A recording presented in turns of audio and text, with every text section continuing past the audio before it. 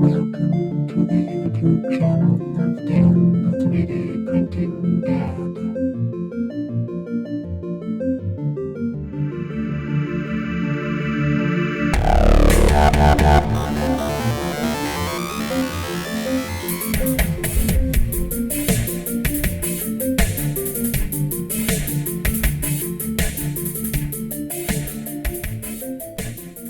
So I have a situation in my Prius. I had gotten a little over exuberant when shutting the center console armrest.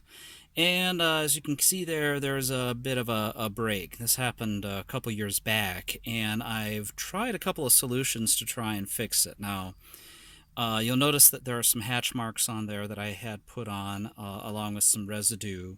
The hatch marks are areas that I roughened up the plastic in order to allow some JB Weld to take hold. And this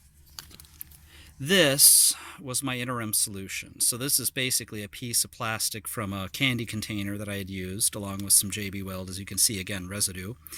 And I had glued this on in hopes that this would work. Well, and it served its purpose for about a year, and then the plastic just started warping in the heat, and in addition to that, became brittle and cracked and so on, and it didn't really hold the latch anymore. So I decided I better print a replacement.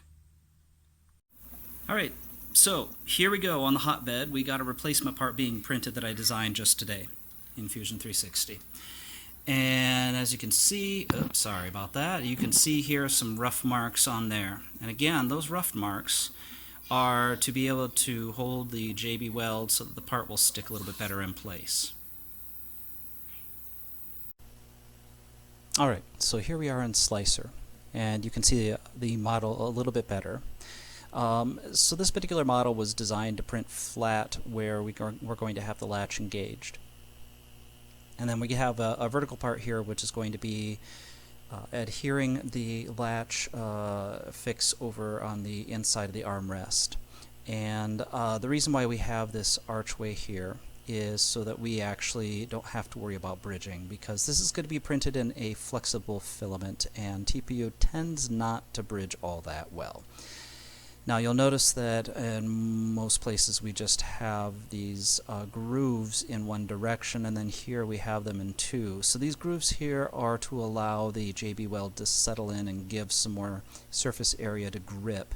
And in this particular case we have it going two directions, because as the latch pulls up on here, I wanted to have the support going perpendicular to the pull as well as along with the direction here as well.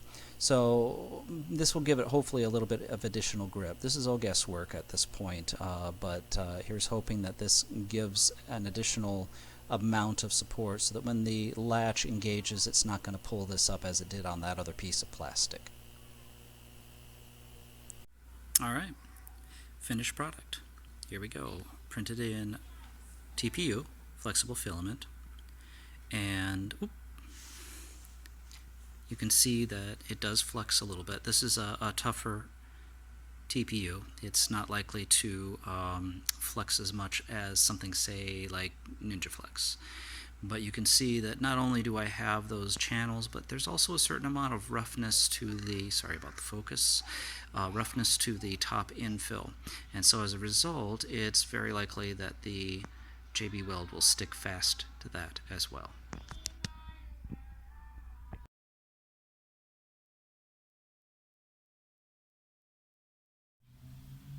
Alrighty, well, it's been a few hours and the JB Weld has had some time to set. So, here's the moment of truth.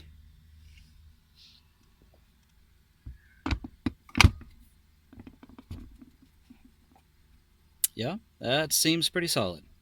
So once again, 3D printing, practical printing, to the rescue. Thanks for watching.